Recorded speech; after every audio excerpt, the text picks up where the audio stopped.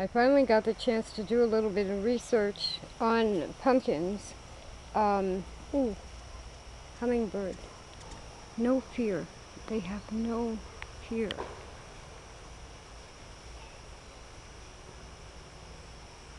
5 feet away.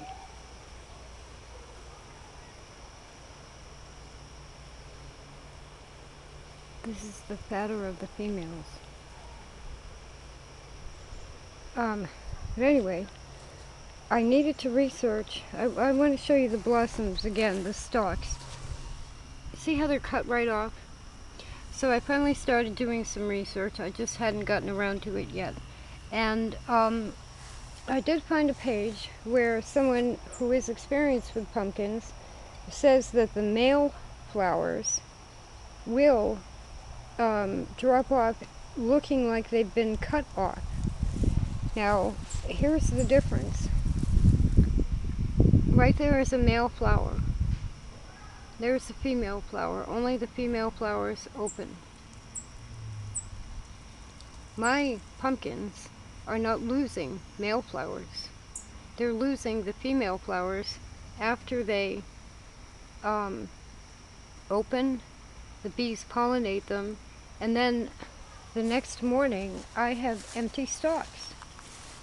So the only thing I can think of now is that this particular variety, it starts with a Z, originally bred in New Zealand. This variety may be, just not mutated, but variable. And that the female flowers are actually just dropping off themselves, just like a male flower would. If they're not pollinated, they drop off. They only open for a few hours anyway. These two were open earlier, and now tomorrow morning I'll come out and they'll not be on there. And I'm thinking, what bug am I missing? I've only seen one caterpillar, and earwigs are usually around, but they aren't mentioned. When I covered the garden for the storm, it ended up being a slug trap. So I think I've removed most, if not all, of the slugs that might have been in the garden. And, so for at least a few days there shouldn't be any slugs. I mean, I don't think they can travel that fast. I'm being a little bit facetious, but I don't see a lot of insect damage. So I think that this particular variety not only can self-pollinate like that, and I wonder if that was one of the goals when they were breeding this, and by fiddling with the self-pollination, they ended up with a variety where the female flowers drop off.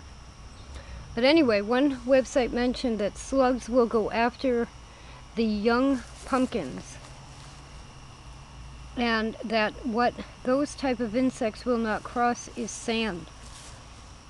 It's really great. I have a lot of sand.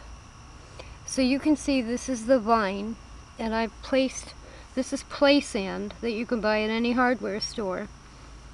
And I've placed the sand all over it.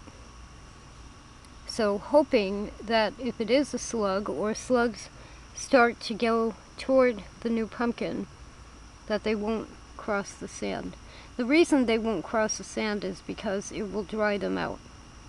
There is a product that I'm not going to pronounce correctly because I'm having a word problem today. Diatomaceous earth is kind of what it sounds like, and I'd have to look at it to pronounce it right. It's kind of the same thing. You put that down, and what it does is any kind of a soft-bodied insect will get almost instantly dried out by it. But you have to be careful how you use it. That actually kind of cuts them up, and I forget why it does that. But sand, they just won't cross. So I have play sand all around my pumpkin.